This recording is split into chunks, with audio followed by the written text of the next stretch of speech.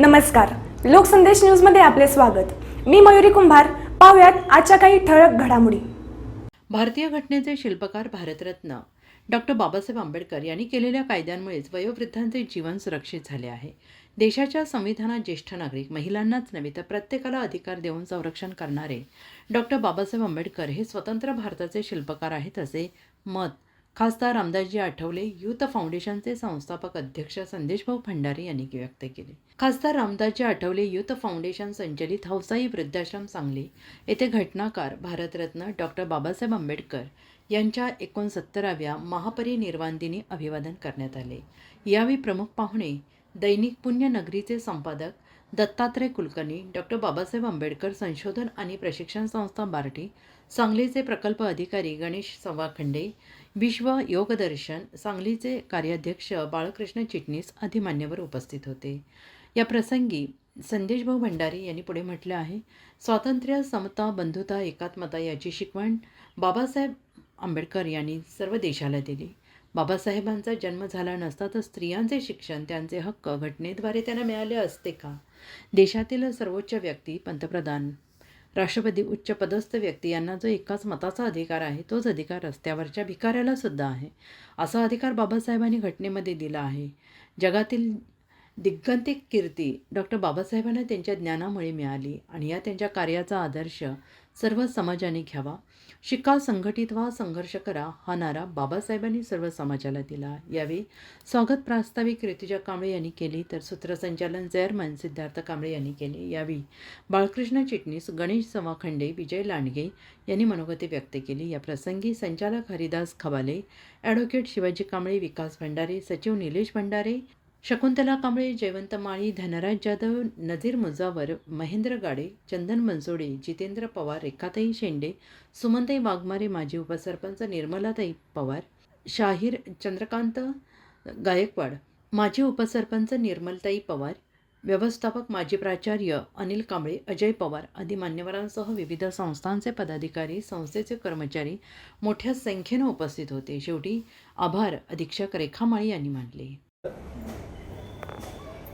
आणि मग त्या हौसाईच्या नावचं वृद्धाश्रम व्हायचं लांबच. म्हणजे बाबासाहेब आंबेडकरांच्या जन्मामुळं उद्धारली कोटी कुळं असं म्हटलं जातंय. ते सत्य आहे. बाबासाहेब आंबेडकरांचा जन्म नसता झाला तर आज हे वृद्धाश्रम या ठिकाणी निर्माण झालं नसतं. देशाची पंतप्रधान कुठली विधवा महिला झाली नसती. किमान रस्त्याने फिरणारा, सायकलीवरून जाणारा सर्वसामान्य माणूस असू दे, सगळ्यांना समान असा पवित्र अमूल्य असा मतदानाचा हक्क सगळ्यांना समान दिलेला आहे.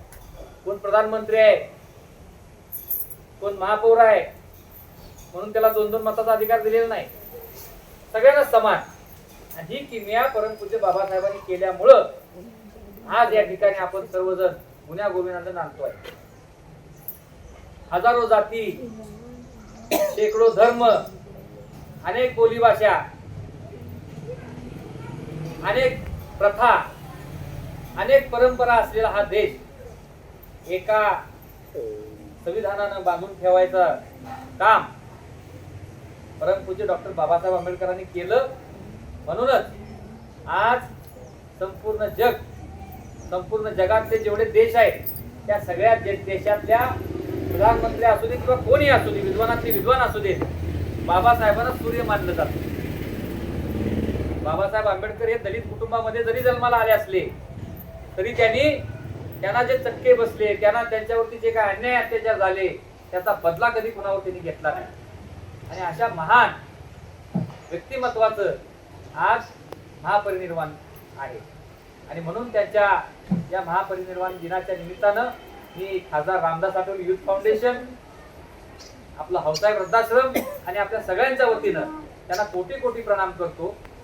बाबासाहेबांच्या विचारांचा वारसा आपण सगळ्यांनी इथून पुढच्या काळामध्ये सुद्धा अशाच पद्धतीनं पुढे नेला पाहिजे.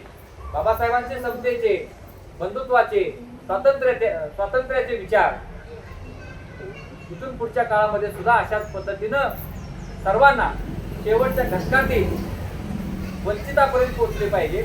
त्याच्यासाठी म्हणून प्रधानमंत्री नरेंद्र मोदीजी आणि केंद्रीय मंत्री रामदासजी आठवले साहेब यांच्या माध्यमातून केंद्र सरकार असेल, राज्य सरकार असेल, आपल्या परिसरातील सगळी शासकीय यंत्रणा असेल, हे करत आहे. गोरगरिबांना पुढे नेण्याचं काम हे भारतीय संविधान आणि संविधानाच्या माध्यमातून आपण सगळेजण करूया. हीच खरी परमपूज्य डॉक्टर बाबासाहेब आंबेडकरांच्या विचारांना आणि बाबासाहेबांना आदरांजली ठरेल असं म्हटलं तर वावगं ठरणार नाही.